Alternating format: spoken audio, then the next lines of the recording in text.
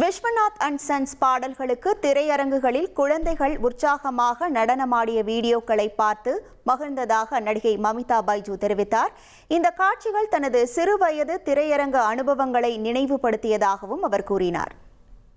நிறைய memorable ones are there, but the one that shook me is like ஒரு 2-3 videos நான் பார்த்தேன். வேர் சின்ன குழந்தைங்க வந்துட்டு அந்த பட்டாம்பூச்சி சாங் ஆகட்டும், இல்லைன்னா அந்த காமெடி பண்ணுற அந்த ஏரியாஸ் ஆகட்டும், தேவர் லைக் லாஃபிங் அண்ட் தேவர் லைக் சீட்ல இருந்து எந்திரிச்சு தேர் லைக் டான்சிங்.